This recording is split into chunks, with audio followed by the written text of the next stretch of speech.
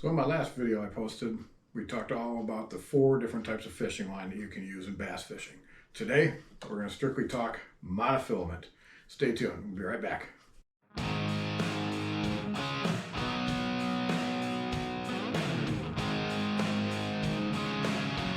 Hey folks, welcome to Casting with Kirk. I'm Kirk, glad you could join me today. Today I want to talk to you about strictly monofilament fishing line. Now monofilament fishing line has been around since the early 1950s. You'll find it in just about any bass fisherman's arsenal when it comes to different types of line they use. It's got a multitude of uses. Some of the characteristics of monofilament fishing line is it has more stretch to it, which means it's got a little bit more forgiveness when you hook a fish, fish is fighting. It floats, which is really nice when you're using it for certain types of lures that are topwater style lures. It's very abrasion resistant.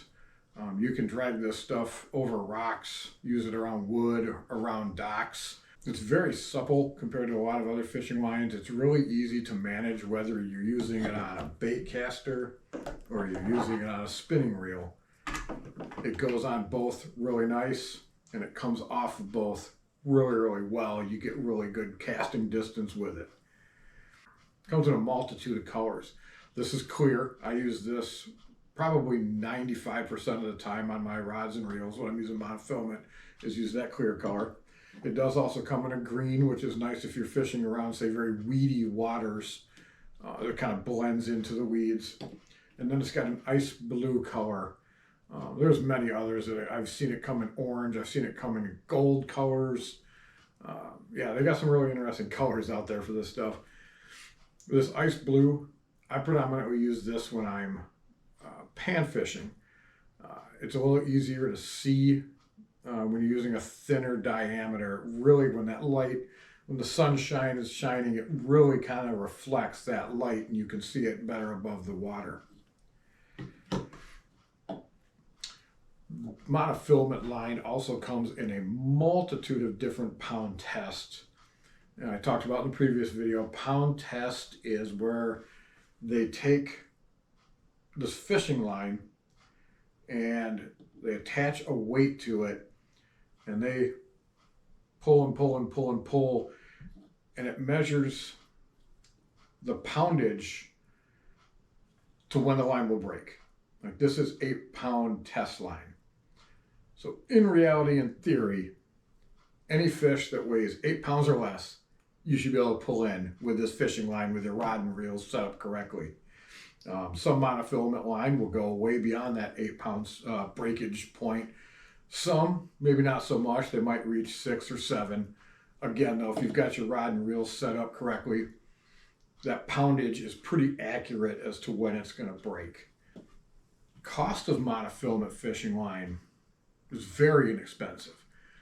You can find it in pretty much any store that carries any type of sporting goods, whether it's your big box stores or even some hardware stores that have small little fishing sections. You can find monofilament fishing line. A big spool like this is 10-pound test. There's 1,600 yards on this spool. This runs me at Walmart $8. I've had this spool probably now 3 seasons, and I've yet to use it up. This one I've had for 2 seasons, and this one was 1,700 yards of 8-pound tests for the same price.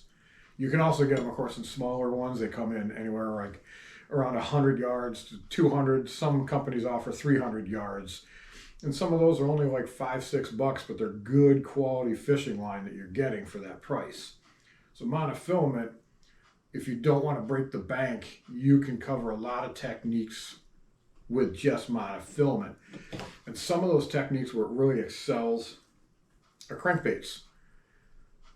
When you're using crankbaits with these treble hooks, the fish need a chance to get that into their mouth, and you get more of a fighting chance because there's that forgiveness in that line where you don't have it so tight that if they jump, they just are spitting these lures right out of their mouths. And especially if you're using a slightly stiffer rod, that monofilament has that forgiveness and helps with crankbaits. Works really good for jerkbait fishing, again, because you've got these treble hooks. It's got that little bit of more forgiveness when they come up and bite it and go to turn away with it. It kind of almost like they'll almost hook themselves with it. Works really good since it floats on your topwater poppers and walking lures that move back and forth across the water. When I go to these, I'm using probably a 15-pound test because I get really good casting distance. And again, it floats really well and keeps these topwaters sitting upright in the water. I use 8-pound, which works really good on a spinning rod for throwing things like weightless worms, Texas rig, but weightless, a wacky worm, throwing it around docks and that kind of stuff, because again, it's very abrasion resistant. And of course, another technique which has been used for many years by a lot of fishermen is pan fishing, where you've got yourself a bobber, you got yourself an itty bitty teeny little hook, and you can go to anywhere from, for the pan fishing, you can go to 2 to 4 pound test line. For most bass fishing, I will go anywhere, depending upon the environment I'm fishing, 6 up to 15. Sometimes I've even gone 17-pound when I've got bigger top waters that I'm really getting a good casting distance. Some techniques that don't work well with it, because it's got that extra forgiveness and stretch, is pitching and flipping. Pitching and flipping is where you're kind of what I call close quarter combat fishing. You're up close, you're pitching that lure right into the logs, right around the edge of the docks. When they bite that, you want that immediate hook set. You want to drive that hook home as hard as you can. It doesn't work well if you're fishing topwater frogs, because you're coming through heavy slop. And then when they grab that frog and try to go down with it, now they're burying themselves in those weeds. Monofilament is so slippery that it just slides and it doesn't cut like braid will do, which we'll talk about in a later video. So I definitely wouldn't use it for topwater frogs. All right, well, if you enjoyed this type of information, if you want to hit that like and subscribe, follow along. This is the first of a series I'm going to do on the individual fishing lines. I thank you for joining me. If you have any questions, just go ahead and cast those down below and we'll start up a conversation. You folks have yourself a great day.